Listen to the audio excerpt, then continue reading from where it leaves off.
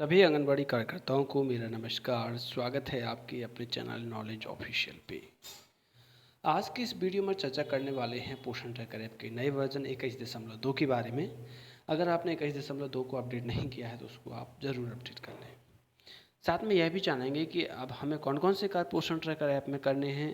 तो ये सारी चीज़ें हम आज की वीडियो में डिस्कस करने वाले हैं। तो यदि आपने चैनल पर पहले बार विजिट किया है तो प्लीज़ लाइक और सब्सक्राइब करना ना भूलें।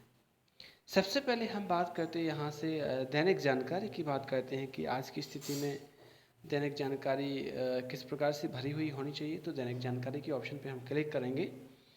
क्लिक करने के बाद यहाँ केंद्र खोलने की स्थिति आपको दिखाई देगी।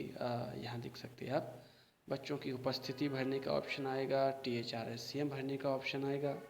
ये सारी चीज़ें इसमें आने वाली हैं। थोड़ा सा प्रोसेस में समय लग रहा है।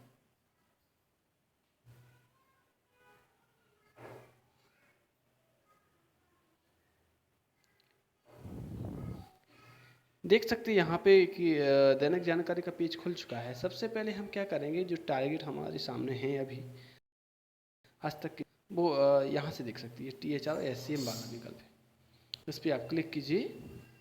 क्लिक करने के बाद हम किसी एक प्रकार के लाभार्थी की बात कर लेते हैं, क्योंकि THR की एंट्री का जो तरीका होता है, जो इन 3 प्रकार के लाभार्थियों का एक जैसा होता है। हालांकि ये तो आपको प्रतिदिन भरना ही है SCM 3 साल से 6 साल के बच्चों का। तो हम गर्भवती महिलाओं के ऑप्शन पर क्लिक करते हैं। यहाँ पे याद रखना हम गर्भवती महिलाओं की यहाँ बात कर रहे हैं, लेकिन आप वैसे ही आप धात्री महिला का भरें और वैसे ही आप 6 महीने से 3 साल के बच्चों का भरें क्या, THR। तो यहाँ हमने गर्भवती महिलाओं की सूची निकाली। नो फाउंड डाटा का ऑप्शन आता है, परेशान नहीं होना है, थोड़ा सा इंतजार करना है। यहाँ पे आपको गर्भवती की लिस्ट दिखने लगेगी।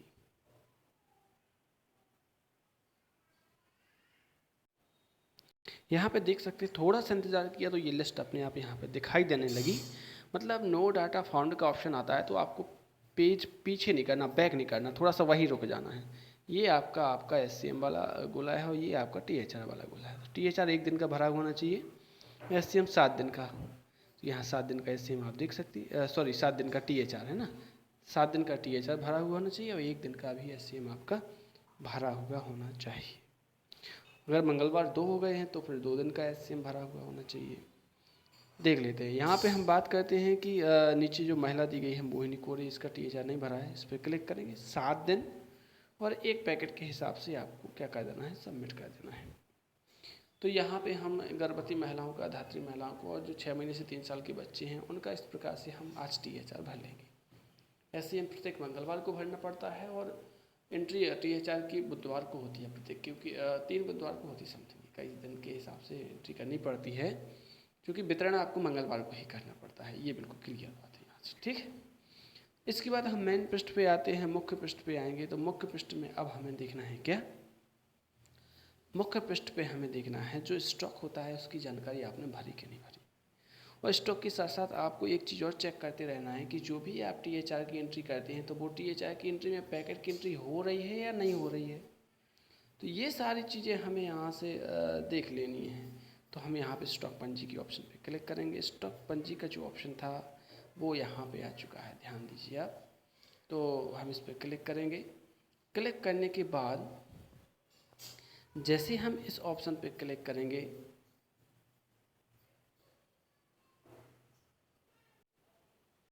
यहाँ हम देख सकते हैं कि आपको यहाँ पे 3 चीज़ें दिख रही है। ये तो THR वाला है, ये SCM वाला। तो हम अभी THR वाले ऑप्शन पे हैं। आप जो भी स्टॉक भरेंगे वो आपका यहाँ दिखाई देगा। देखो आपने स्टॉक नहीं भरा है, यहाँ वितरण दिखाई देता है। 3 पैकेट आपने गर्भवती के भर दिए हैं, 3 धात्री के भर दिए, अभी बच्चों के लिए बिल्कुल नहीं है आपने मतलब भरा नहीं है।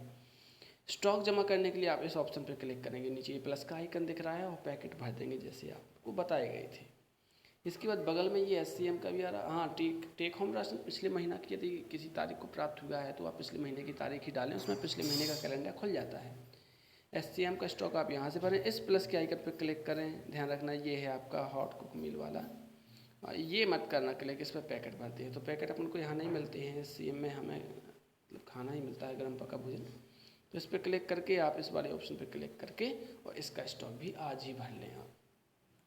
तो ये हो गया THR का एंट्री और THR का मतलब THR SCM की एंट्री और स्टॉक की जानकारी।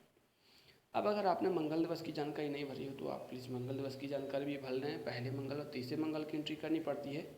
मंगल दिवस की एंट्री कहाँ से होती है, आप यहाँ से मोर के ऑप्शन पे जाएंगे या हिंदी में आपका ज़्यादा लिखा होगा, इस ऑप्शन पे आप क्लिक करेंगे। जैसे ही आपने इस ऑप्शन पे क्लिक किया,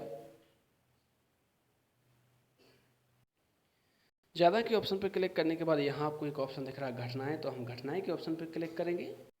घटनाएं के ऑप्शन पे क्लिक करने के बाद यहाँ दिख रहा होगा आपको CBE, ये है CBE के ऑप्शन पे क्लिक करेंगे। यहाँ हाँ अगर टीकाकरण हो गया तो टीकाकरण की एंट्री यहाँ से आप कर दें, है ना।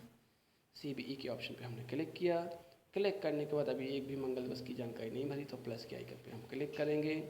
जैसे प्लस के आइकन पे हमने क्लिक किया तो तारीख डालने के लिए ऑप्शन आया ऊपर तिथि, इस कैलेंडर पे क्लिक कीजिए आप। यहाँ पर आपको कैलेंडर दिखाई दे रहा होगा, ये यहाँ से देख पा रहे तो कुछ एरर आ रहा है, तो यहाँ कैलेंडर नहीं खुल रहा है। यहाँ से कैलेंडर खोल के आप मंगल की तारीख डाल दें, जो तारीख हो आपकी मंगलवार को, पहले मंगलवार को। यहाँ से थीम में आप सुपोषण दिवस चयन करके और सबमिट करने पे क्लिक कर देना, तो यहाँ से मंगल दिवस की एंट्री हो जाएगी। अब एक महत्वपूर्ण कार्य जो आप लोगों के लिए बहुत ज़्यादा कठिन टास्क है, हम उसकी बात करते हैं। उसके लिए हम चलेंगे पहले पेज पे। तो हम यहाँ से पहले पेज पे आ चुके हैं। पहले पेज पे आने के बाद आपको मेन स्क्रीन पे एक ऑप्शन दिखाई दे रहा होगा लाभार्थी EKYC। अब बहुत बड़ी समस्या है इसमें, क्योंकि इसमें OTP लगेगी। अब आधार के साथ साथ OTP लगेगी। तो लाभार्थी की KYC करने के लिए हम इस पर क्लिक करेंगे। जैसे हमने लाभार्थी EKYC के ऑप्शन पे क्लिक किया, तो क्लिक करने के बाद यहाँ से हमें लाभार्थियों की सूची दिखाई दे जाएगी। लाभार्थियों की सूची दिखाई देने के बाद हम इस कंप्लीट EKYC पे क्लिक करेंगे। यहाँ से आप ऊपर से सर्च भी कर सकते हैं। यदि किसी का आपको नाम सर्च करना है, यहाँ से सर्च करके आप पहले उसकी भी KYC कर सकते हैं। तो कंप्लीट EKYC पे हम क्लिक करेंगे।